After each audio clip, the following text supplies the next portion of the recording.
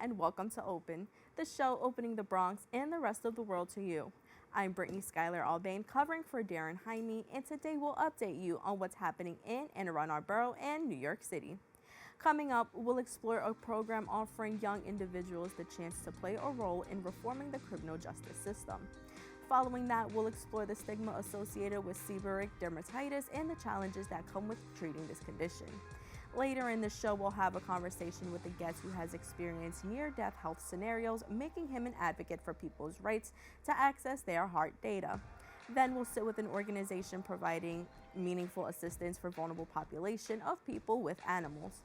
Finally, we'll discuss the crucial role of genetic testing in the early detection of heart disease and stroke. So stay tuned, all this and much more is headed your way because we're now officially open.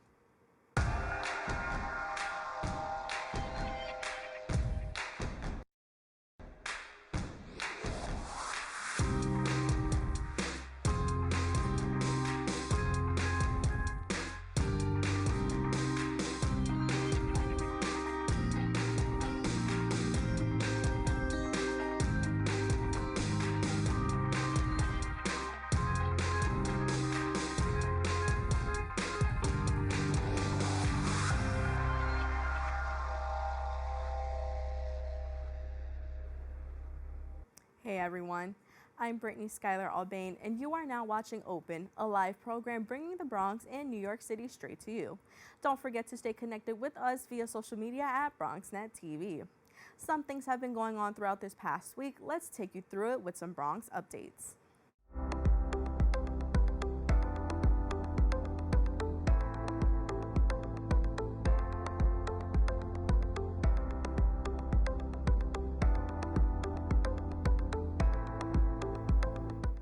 We'll start with community news. The Community Media Day of Action event serves as a gathering point for a diverse coalition comprising advocates, lawmakers, and community leaders.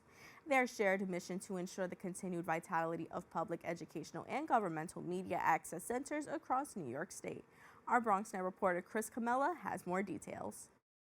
Massive applause and a tremendous turnout at the New York State Capitol as local, state, and city-based organizations joined together to support a bill in motion. Support community voices, protect community media.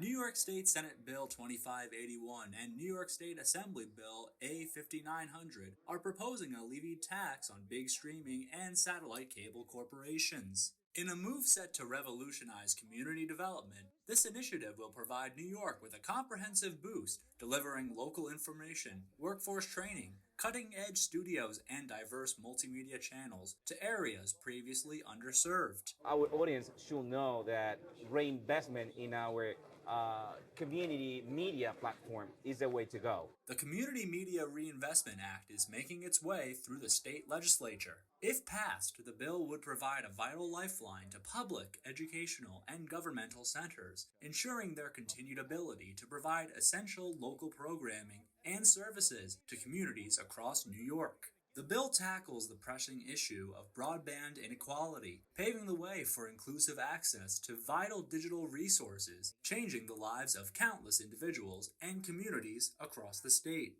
It's a bid by local news outlets to protect community media access from the threats of consolidation. It's a tough time for independent media and the arts.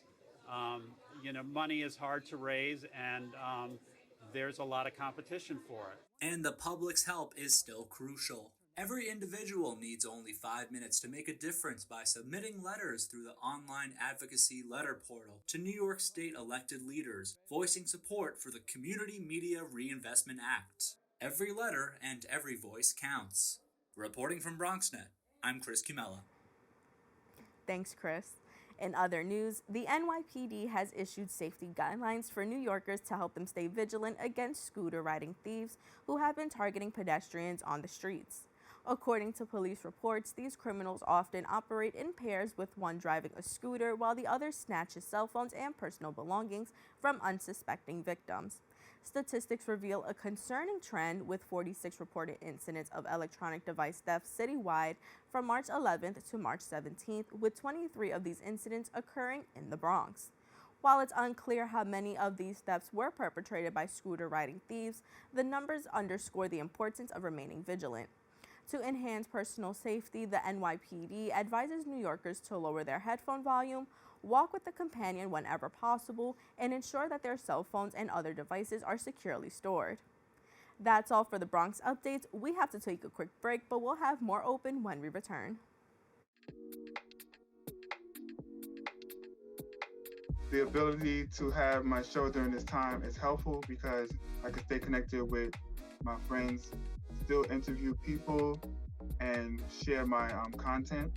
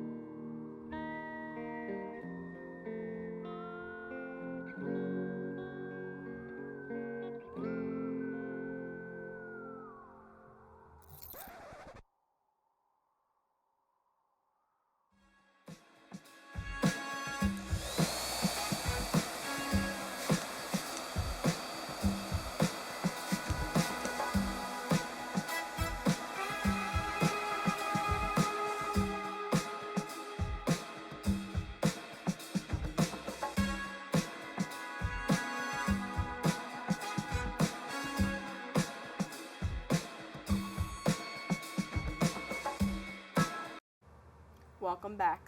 Young New Yorkers restorative art diversion programs offer young individuals the opportunity to exit the criminal legal system. The organization not only transforms the lives of youth entangled in the criminal justice system by providing them with a second chance, but also offers a fresh perspective to those involved in prosecuting cases concerning these individuals. Joining us now is the Executive Director of Young New Yorkers, Bobbie L.A. Brown, and graduate of Young New Yorkers, Saturn, Okorodudu. Hi, well, thank you so much for joining us. Thanks for having us. So to start off, can we just talk about how has Young New Yorkers Restorative Art Diversion Program contributed to diverting young people away from the criminal legal system? Absolutely. Well, because Young New Yorkers is the primary place for young people who are either charged with an eligible misdemeanor or a felony across all 5 boroughs, that's the barrier right there, right? So once they come to us for services, they're already being diverted from incarceration, right? And that also allows for them to have their case dismissed, and then when they're eligible, also have it sealed. And Saturn, as a graduate of the program, can you tell us how has participating in the Young New Yorkers program influenced your artistic journey and personal growth? Well, Young New Yorkers has really helped me to, stand within my truth, which is being true and authentic to myself, obviously, and the people around me. I think this really helped me understand the world around me, especially living in New York. It's really helped me to open my mind to, different possibilities on what I can do, what I can accomplish. It's given me so many resources to do those things, and I'm really grateful to be experiencing growth constantly through them. And even when I was away for a period of time, I was still being influenced with my art through the values that I learned through Young New Yorkers. So I think that's amazing. And Bobbie, from your perspective, can you talk about the changes that you've observed in Saturn's artistic expression and confidence since their graduation with the program? Absolutely. I think it would be best for Saturn to speak on their transition in artistically. When Saturn joined the Young New Yorkers program was a few years before I was there. But since being at Young New Yorkers in the last almost 2 years, I've had the opportunity to get to know Saturn even more, right? As far as the maturity, the growth, their ongoing commitment to the work. But I would love for Saturn to speak about their artistic expression over time. yeah, so it's actually been something about Young New Yorkers that's really influenced me is the values and their core beliefs. It's really helped me to stand in my personality and develop the morals that I could still have and have been instilled in me since childhood. It's really just been just a strong driving force to keep doing the things that I know are right and to keep seeking fulfillment in helping other people and being a voice or allowing others to be heard. And Young New Yorkers has really made me, again, just grow into that and really just stand on those beliefs. And I think that's really important, and I'm gonna keep taking that with me throughout the years, honestly, yeah. I think that's amazing, and to be able to implement that going forward. Can you talk about some of the artwork you've created since your graduation from the program? Yeah, so my art has been a little bit all over the place, medium-wise. I do create shoes. I make, different media with painting, drawing, Photoshop, Blender. I also am starting to make music. I DJ. I make jewelry. I have just done a lot of different things, and Young New Yorkers has really instilled in me that the sky is really the limit, and there's no restraint on what you can do. So I'm just really exploring right now, and I'm really having a good time doing that. So I'm just gonna keep continuing to do that, honestly. So versatile. I love that. I mean, music, jewelry, artwork. That's so amazing. Thank you. Can you tell me a little bit about maybe some of the messages or the themes that your artwork conveys, and how has it evolved? So mostly what my artwork, strives to convey all the time is just, coping mechanisms for mental health disorders. Mm-hmm. Art was very early on a way for me to express myself, and especially when I was dealing with really serious mental health issues, it was a really big way to cope with that and understand my really big feelings. And still feelings are hard for me to understand, emotions are hard for me to understand, so I put it in something tangible to help me kind of process it, and it really, really helps me. I'm a person that has a few words, so I really like to work with my mind and my hands to make something that I can feel something about. So I don't know if that answers the question. No, but it does. Thank you for sharing that. Can you tell us a little bit about how your artwork, how you use advocacy through your artwork, especially in the criminal justice reform system? So, yes, I really try to use a stance of advocacy for everybody. There's a lot of different avenues that I really try to make people feel heard on, whether it be survivors of SA, people with mental health disorders, people who are probably going through family issues, people who are, experiencing therapy and, psychology, all that relating stuff, doctors-wise for the first time.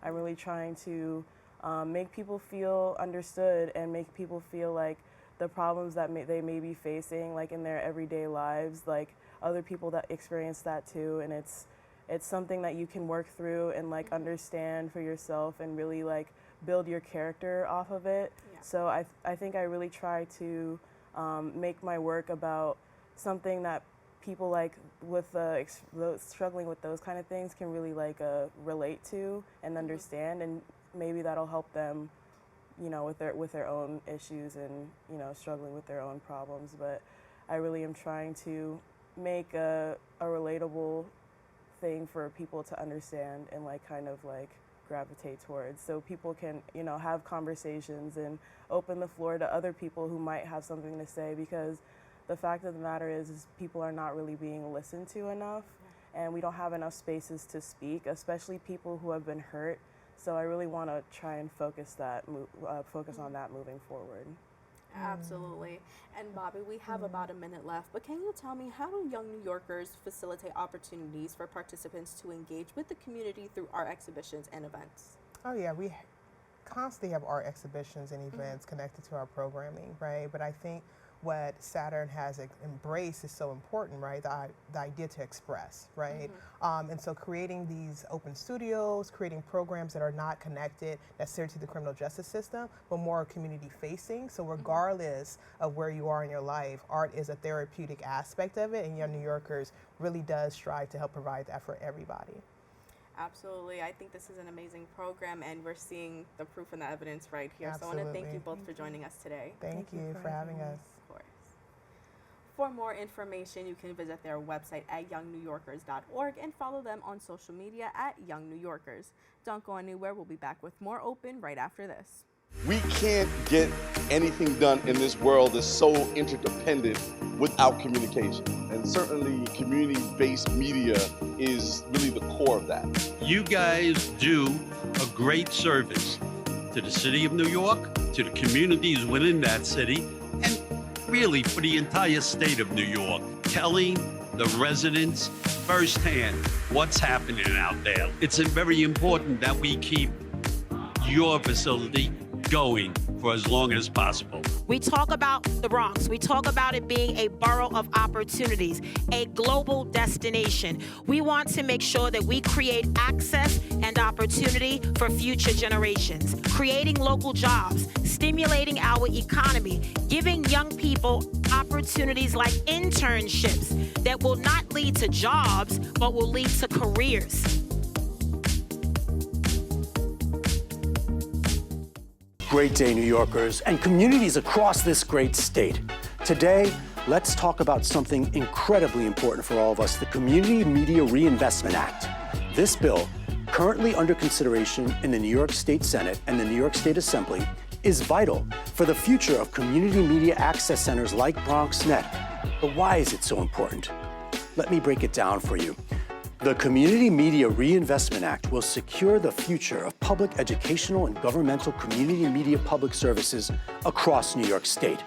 These community media networks, like BronxNet, are lifelines for local communities, providing access to essential resources such as local information, workforce training, news and analysis, studio facilities, access to technology, digital literacy, education, multimedia channels, and more. So let's join together and stand strong to advocate for the passage of the Community Media Reinvestment Act. Keep Bronx strong and Empire State strong. Para siempre.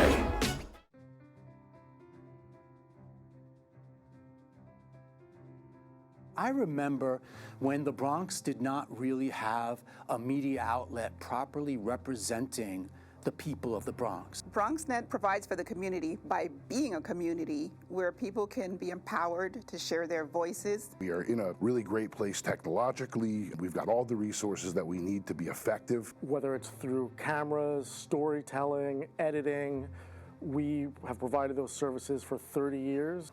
BronxNet's mission is to be a voice for the community. To educate, to inform, and to inspire. And you can be a part of it. We've built studios for you.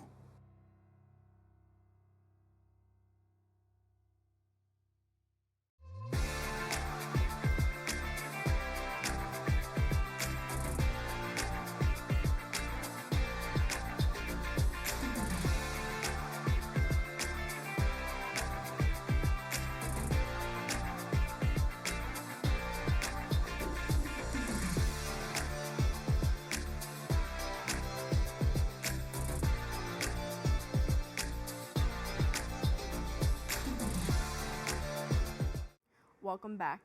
Seborrheic dermatitis is a prevalent skin condition primarily affecting the scalp, characterized by presence of scaly patches, inflamed skin, and persistent dandruff. While sebderm is generally harmless and mild, its impact on individuals' quality of life can be significant. Joining us now is the Associate Professor at the Rosalind Franklin University Chicago Medical School and founder and director of the Center for Medical Dermatology and Immunology Research, Chovatiya. Thank you so much for joining us today. Thanks so much for having me. Absolutely. So to start off, can we just talk about what sebderm is and how could individuals identify it? Sure. So seborrheic dermatitis, or sebderm as we often call it, is a chronic inflammatory skin condition, much as you very nicely mentioned. And really that inflammation manifests in a few very common ways. We think about reddish patches, oftentimes associated with large, almost greasy appearing, flaky yellow scales, and a persistent itch. And really there's a characteristic distribution for this condition involving the scalp, as you mentioned, the hairline, the forehead, the eyebrows, the eyelids, cheeks, beard region, the neck, and even the chest and the back. And the one thing all these have in common is, number one, it's a lot of hair-bearing areas, but number two, highly visible and cosmetic-sensitive locations. And so it's those visibility symptoms that really lead to this social stigma, negative self-image and low self-esteem that we think about with this condition. Now, the interesting thing is, despite being so common, it's estimated about 10 million Americans at least have seborrheic dermatitis. A lot of folks don't recognize the symptoms, and therefore it can take years for them to present to care and actually get a diagnosis. And it's the reason why I'm excited to chat with you today and also partner with Arcutis to raise awareness for sebderm and new treatment option in the case of Zoryve foam. Well, speaking of, you mentioned that some people don't know the symptoms. So can you help explain what some of the symptoms are and how do they impact individuals in their daily lives? Sure. So we oftentimes think about red, scaly, flaky patches, usually larger, greasy appearing scales that can look almost yellowish in certain locations of the scalp, the face, the neck, and also the chest and back. And it's important to note that the color of these patches can look slightly different depending on your body area and background skin tone. So for somebody that has tanner skin like myself, it may actually look a little darker in color and a little less red compared to someone with lighter colored skin as well.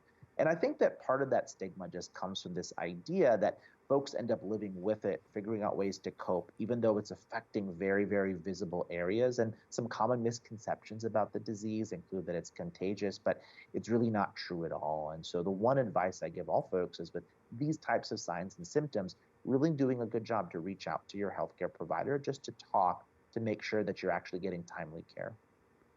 Thank you for mentioning that. And, this is a condition that is evident on the body sometimes. It flares up. Everybody can notice it, as you mentioned. So can we just talk a little bit about how does sebderm affect people's psychological and emotional well-being? Yeah, so, I think that it's that visibility that I keep tying it back to. And we know that there is such a commonality to what you see and experience being tied to the way that you end up going through life. And it's the reason why that there is good data showing that negative self-image and low self-esteem that patients deal with when thinking about seborrheic dermatitis. Another major challenge of the condition itself has just been historically what's been related and available for treatment. I oftentimes have to prescribe multiple different treatments for use on different parts of the body for different lengths of time, which can get very complicated very quickly. And for hair-bearing areas, it's not easy using creams, gels, and ointments. In fact, it can be downright difficult. And so a lot of patients just haven't been satisfied with their treatment options if they've been able to get a diagnosis and see somebody. We are going to speak about a new treatment option later on in the interview. But for the moment, can you tell us what are some common challenges that individuals face in managing the impact of sebderm on their quality of life? Yeah, so, as I kind of mentioned, I'll delve a little deeper into it. When you have such a complicated strategy of having to use a number of different products in different ways and follow a lot of different instructions, it's a lot for me even to talk about. So imagine having to do that on a day-to-day basis, especially for a chronic, recurrent inflammatory disease with the symptoms that I mentioned. And then you add that extra layer in there of the scalp and other hair-bearing areas, knowing some of the challenges that you can imagine with some of these other products that just might be not so spreadable in these areas. It really creates for a perfect storm of patient burden across many different ways. And given the fact that, as you mentioned, some people aren't happy with the treatment options because sometimes they're not as effective or manageable, can you discuss a little bit of what are some of the lifestyle adjustments and skincare routines that can help individuals manage sebderm effectively? Yeah, so I think that, of course, making sure that, with the signs and symptoms that we talked about, hooking up with a healthcare provider that can at least help you with a diagnosis is one important part. And, it does sort of lead to my next point about why I'm really excited, because for the first time in 20 years, we actually have a first-in-class FDA-approved topical foam treatment specifically for seborrheic dermatitis. And this is Zoryve, or roflumilast topical foam, a new treatment available for individuals 9 and up that are dealing with seborrheic dermatitis. Yeah, absolutely. I was very excited to kind of get into that. So let's talk about Zoryve, the foam, and how does it differ from existing treatments that are already on the market for sebderm? I'm glad you asked, and I think there's a couple important points to make about that. It's a once daily steroid-free foam that actually targets an important source of inflammation that we think about associated with seborrheic dermatitis. Now, the other points to mention is that it can be used anywhere on the body, across all skin and hair types, And it's actually a water-based formula, and so it's fragrance-free, no common irritants, and as I mentioned, a foam, which really sort of gives flexibility across a lot of those different regions of involvement. Mm-hmm. And so tell me a little bit about how do you think the FDA approval of Zoryve foam will change the landscape of sebderm treatment? Yeah, another really good question. And I think that maybe I'll take a step sideways and just say that when it comes to thinking about the actual treatment of sebderm, I'll highlight that the bottom line data that led to the approval of Zoryve foam by the FDA was based on clinical studies of about 700 folks, including several hundred who used Zoryve foam and another few hundred that actually used a vehicle with the foam and no medication at all. And 77% of individuals were clear or almost clear at 8 weeks of application, compared to only about half who used the vehicle itself. And so I think that underscores one important point about a once daily option that after that period of time showed that kind of data for folks. I also do want to mention that from those clinical studies, the most common side effects that were seen included the common cold, nausea, and headache. Mm-hmm. You know, I think it's important to kind of mention that it is like this once a day treatment. You kind of do it whether in the morning or at night, and you kind of get it over with for the day. And I think that's so important because a lot of times when you have to make multiple lifestyle changes, it is hard to kind of come to terms, and it is hard to follow through with it. So I want to thank you for mentioning that, and I do think that that is going to be a huge step in sebderm treatment. I couldn't agree more. And I think that, I do want to highlight that this discussion obviously had a lot of really good information, but really the one piece of advice I always give my patients is just make sure if you sort of experience any of these signs and symptoms to talk with your healthcare provider, both in the case of Zoryve form and even that diagnosis as well. And Zoryve.com, Zoryve, is one good compendium of information that can cover some of what we talked about today, including prescribing information, important safety information, and even information about seborrheic dermatitis itself. Raj, I think that's a great place to leave it. Thank you so much for speaking with us today. Thank you so much for having me. Again, for more information, you can visit their website at Zoryve.com. Don't go anywhere. We'll be back with more Open right after this.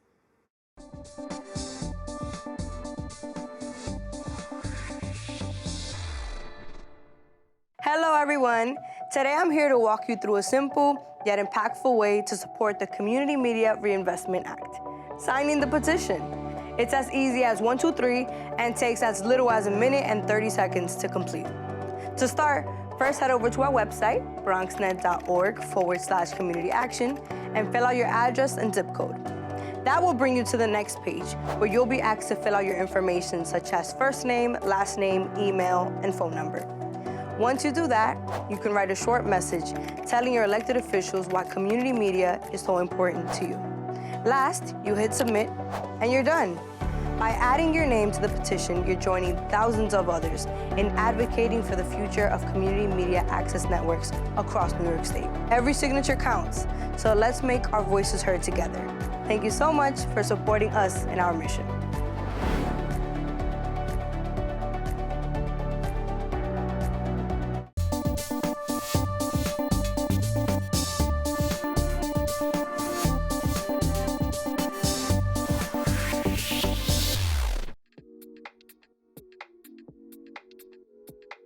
Happy anniversary to BronxNet, 30 years.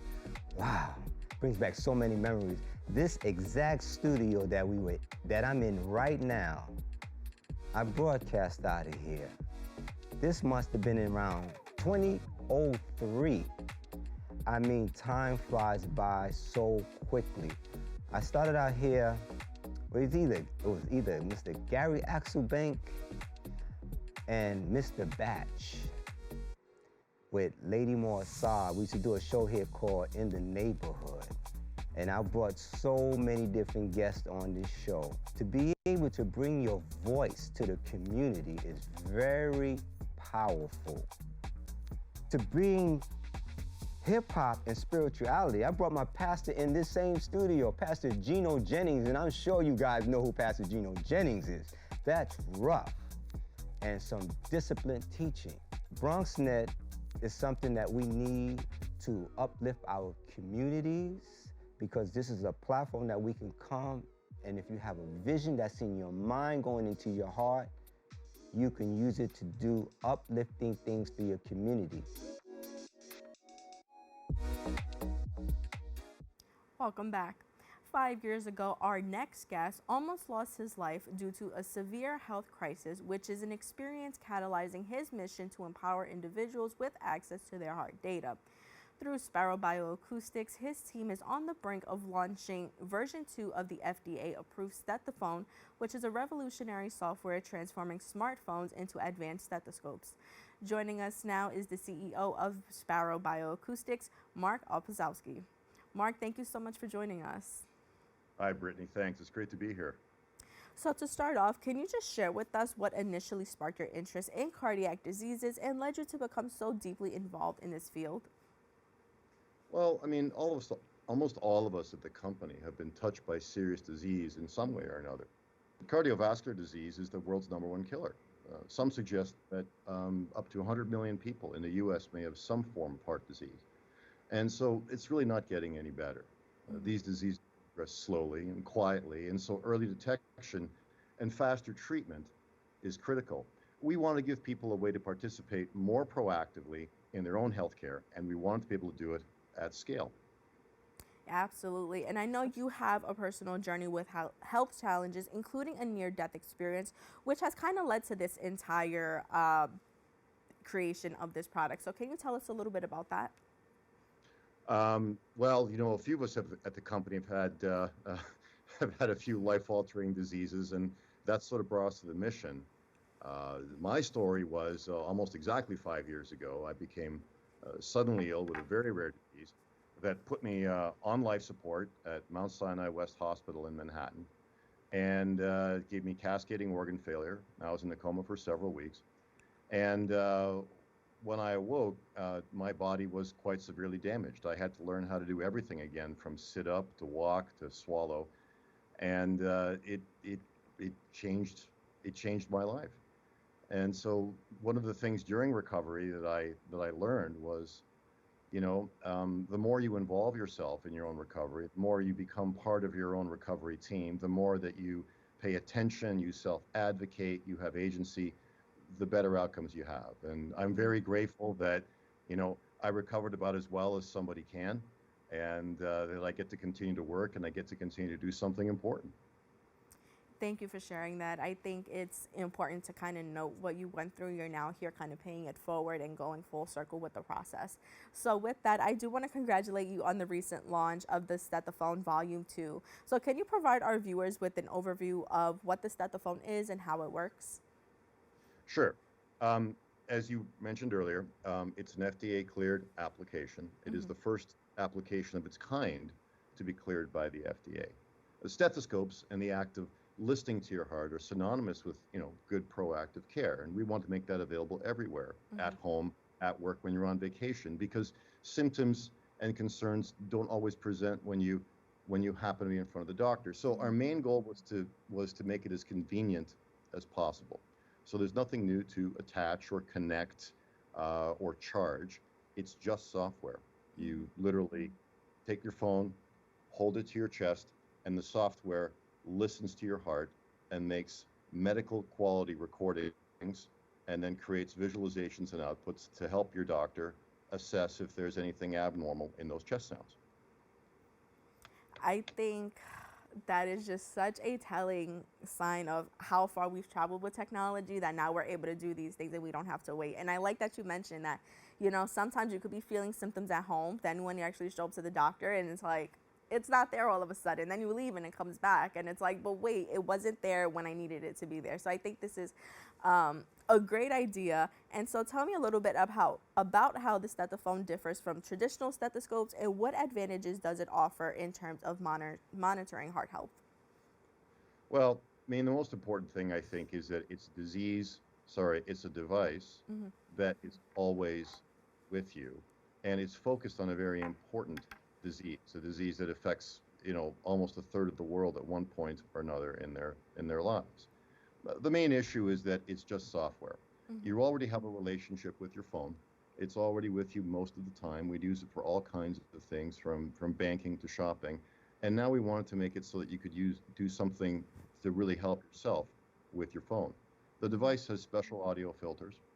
The software makes the sound better, clearer, focuses on the actual low frequency cardiac sounds that are often very, very hard for doctors to hear, and it improves them.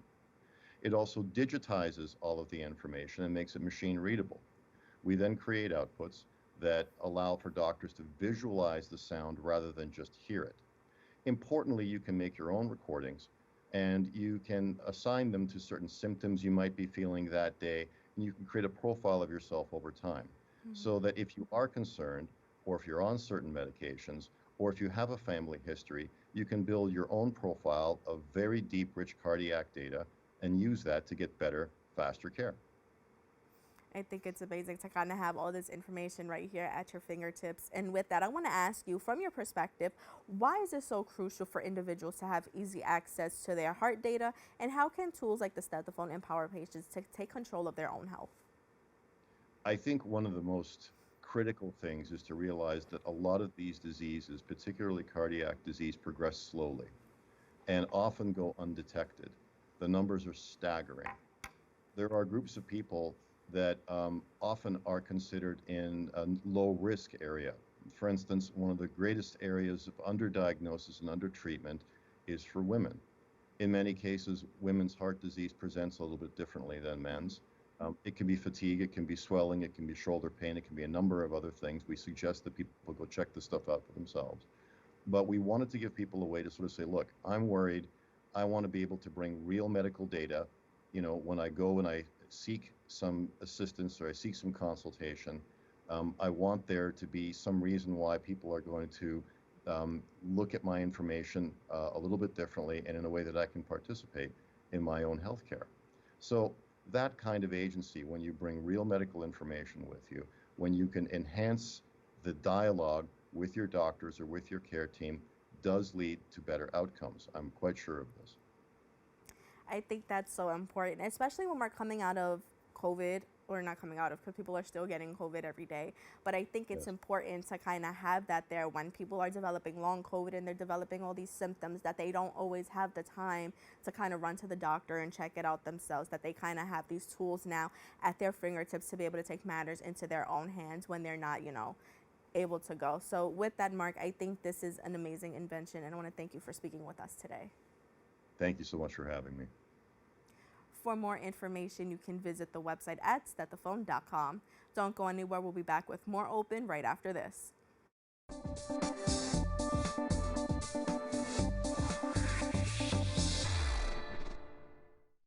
19.7% of Bronxites currently experience food insecurity.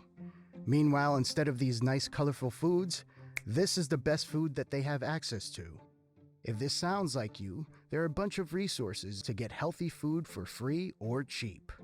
If you want to help, you might consider donating or volunteering in one of these places. Community fridges like this one are all over the city and allow New Yorkers to conveniently donate extra food to people who might need it. Go to this link and find your nearest one. Food banks and pop-up events like these provide millions of healthy meals to families in need. These organizations are distributing meals to Bronxites as we speak and are always accepting donations and volunteers.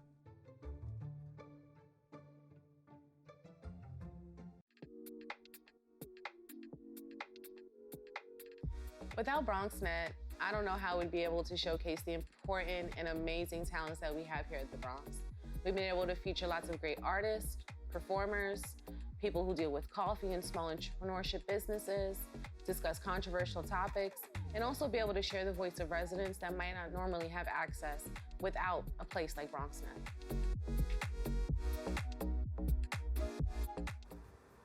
Welcome back. PAWS New York aims to support and provide meaningful assistance for vulnerable New York City pet owners who are a part of a vulnerable population. With a primary focus on older adults, individuals facing illnesses or disabilities, and those with limited resources, the organization is committed to preserving the bond between pets and their owners by ensuring that pets can remain in their homes. Here now to tell us more is the founder and executive director of PAWS NY, Rachel Herman.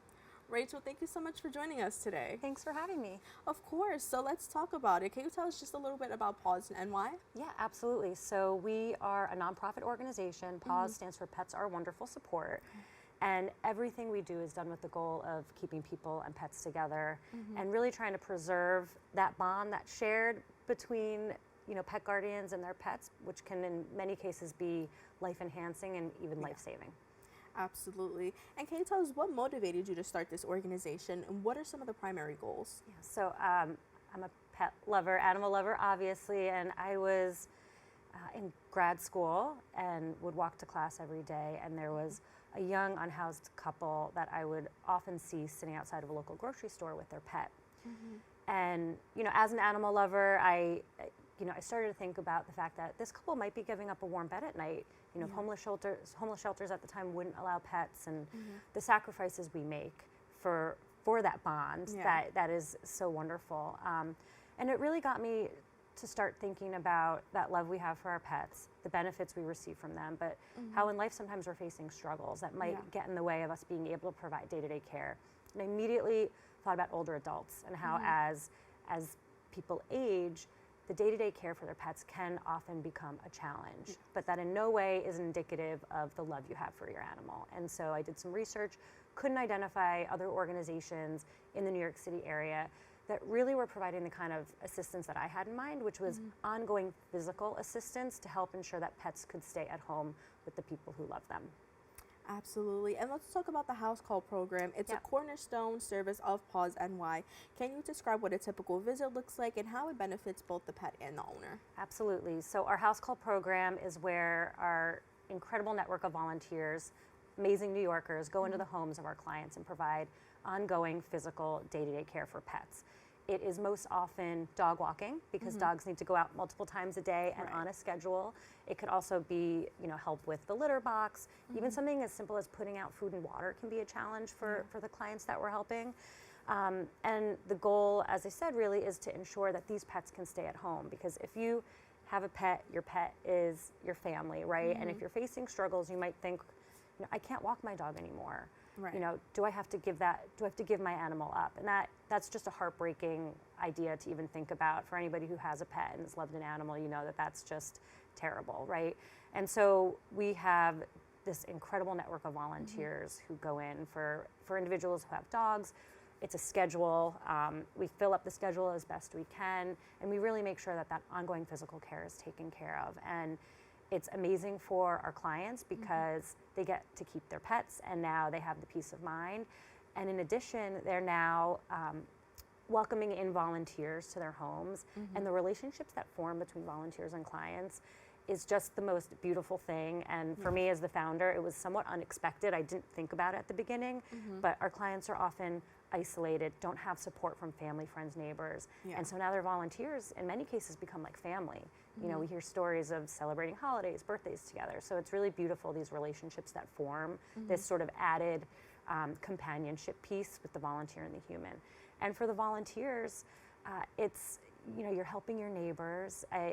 We're really promoting sort of intergenerational connections that in New York City can be hard to come by. We're all sort of like, down in our phones, not really looking around us, but if we just take a minute and look around and help people, I think that's beneficial for everybody involved. And our volunteers really love the experience and the relationships they're building. That's amazing. And can you just tell us what is the process of becoming a new client for the house call program? Yeah, absolutely. So we are always looking for more people to help. We definitely have the capacity to help people, especially in the Bronx. We are looking to increase our impact here. And for those who need support, or if somebody is watching today and they know somebody they think needs support, either they can email us. We have a referrals@pawsny.org email address, or they can give us a call at our number and just reach out. Our program team will talk to them. We have a qualification process. So we're really focused on helping the people most at risk of losing their pets. So these are individuals facing both physical and financial obstacles. So our clients are all lower income, but then they're facing a physical barrier, whether it's due to age, illness, disability. And so we go through an intake over the phone, and if it looks like they qualify, then a team member will go out in person, meet with them, do an in-person intake, meet the pet, walk the dog if they have a pet, right? And really start the process of onboarding them. That's great. Yeah. And PAWS NY also works with veterinarians across New York City to provide subsidized care through its veterinary care program. Can you explain how these partnerships are formed and how they benefit the community? Absolutely. So our veterinary care program is hugely important. You know, as you said, our cornerstone is our house call, which is physical assistance. But as any pet guardian knows, having a pet can be very expensive, especially when it comes to medical needs that in some cases can be unexpected. And so being able to provide for the financial needs of the clients in our program is really important. So we partner with vets around the community, ideally, you know, and we're very open-minded. We just want to work with as many vets as we can. So whatever they're comfortable doing in terms of giving us a discount toward their services, then that means that every dollar we have can go further and can mean that we can help more pets. And so we not only take care of the transport of animals to and from vet appointments, because our clients often can't do that on their own due to their mobility challenges, but we have a certain amount of money every year based on funding that we can allocate per pet in our program. And then we have a sort of separate pot for emergency care. So for example, we have a couple pets recently who need some pretty extreme medical care, and so we were able to raise the money to ensure that those pets could get that care so they can have a happy and healthy, you know, remainder of their lives. Yeah, absolutely. And volunteer work is a huge part of PAWS NY.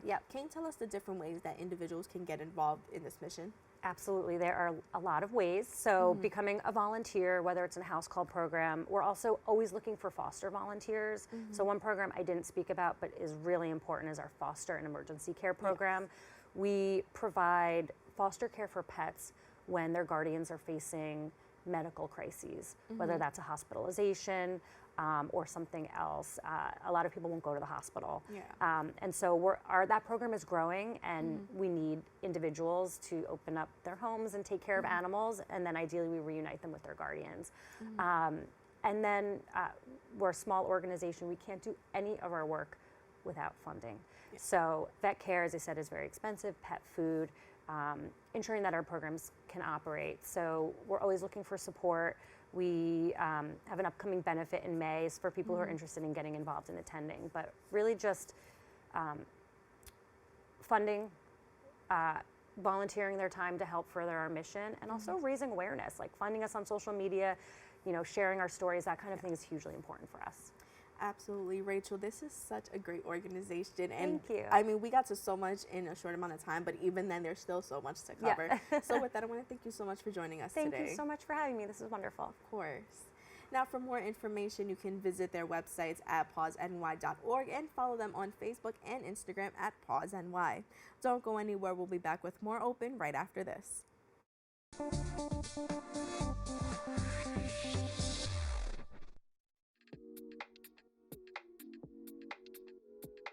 Hey everyone, it's your girl Kat from the Kitty Rose Lifestyle, also from The Next Chapter, where we discuss shades of gray every week right here at BronxNet, Saturdays at 11 p.m. Wow, 30 years. 30 years of BronxNet public access television. I'm a girl from Brooklyn and came to the Bronx 25 years ago, started my journey on BronxNet on public access television in 2016, and BronxNet is where I got my start. BronxNet, I feel like, is a home away from home. They support all of my endeavors, and I wouldn't have been able to be on any of the other channels if it wasn't for the fundamentals that I learned right here at my start here at BronxNet. So I am so appreciative. My son says I should stop telling people I'm from Brooklyn because I've been here now, Bronx Strong, for 22 years. So I'm so grateful, and I wish you much success in 30 years, 30, 30, 30, 30, 30, 30, 30, 30 more, because public access is necessary so that people like myself can have a voice. Yes, BronxNet, it's your girl Kat from Kitty Rose. Check me out every Saturday at 11 p.m. right here, Channel 68, The Next Chapter, where we discuss shades of gray. Mwah. Welcome back. Did you know that 1 in 5 people worldwide has inherited high lipoprotein A levels, yet most remain unaware of it?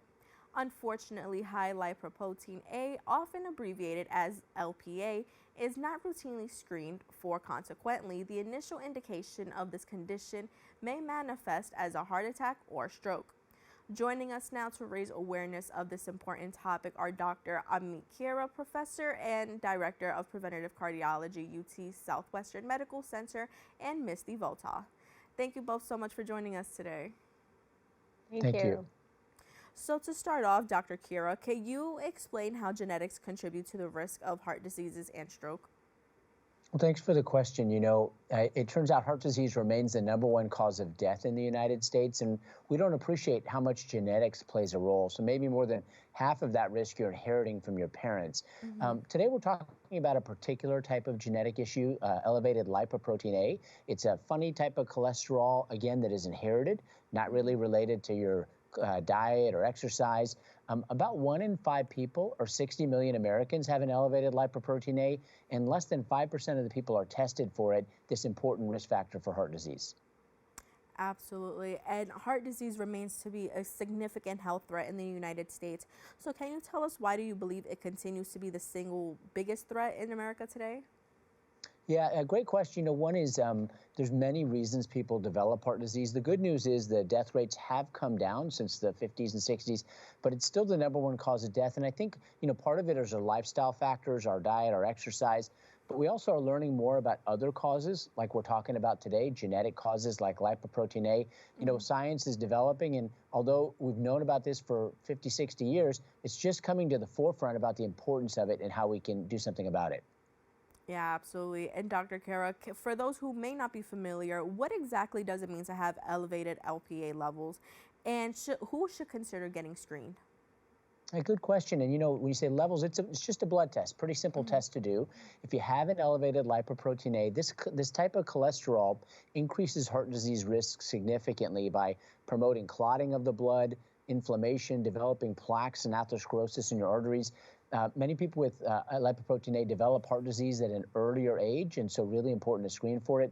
Who should get screened? Really everyone should get screened, but people we're focusing on are those with a strong family history, those that have had a heart attack or stroke, and those with high cholesterol. And if you go to your doctor and they are resistant or reluctant to do it, it is LPA Awareness Month. You could go to the Family Heart Foundation website, and there's some free screening available.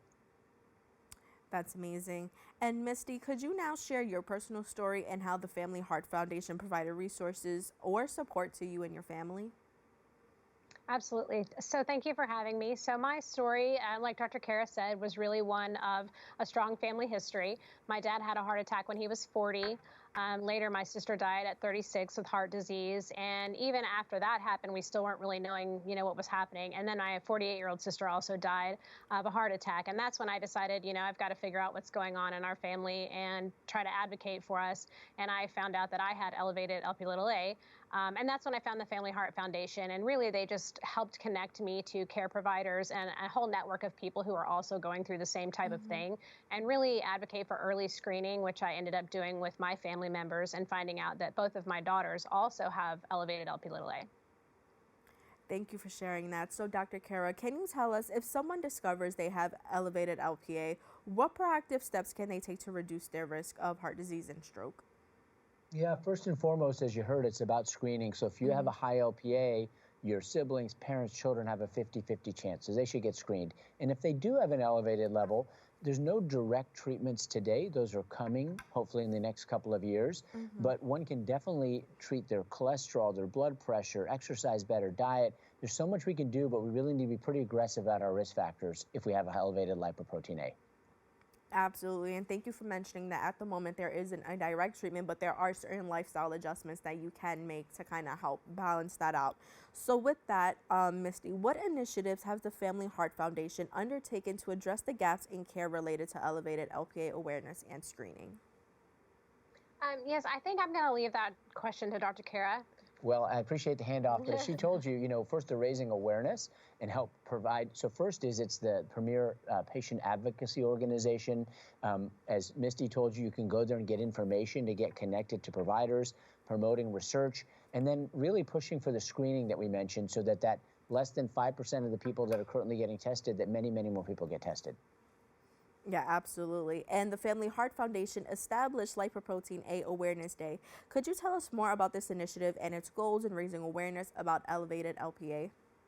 Yeah, you know, boy, what an amazing thing. We know that 1 in 5 people in the population, so 60 million people, have this risk factor for heart disease, yet the vast, vast majority have no idea. There's a big gap there and a real opportunity. So LPA Awareness Day, this Sunday, is really about promoting people knowing more about it. If they need more information, we're talking about it today, but can go to the Family Heart Foundation website, findlpa.org, easy way to find out and get screened.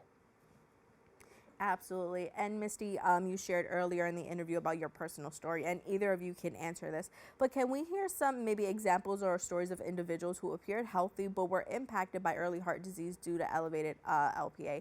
And let's just talk about how common is this scenario?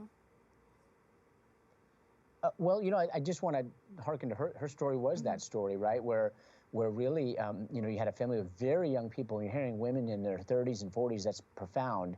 That really didn't have much of an idea about it. No symptoms before that. And so you've heard that story right here. Now, you know, her story, it's not always that extreme, thankfully, but it certainly is there. And we know that this is an important risk factor. So screening is the first step, that knowledge is power, and knowing whether or not you have an elevated level.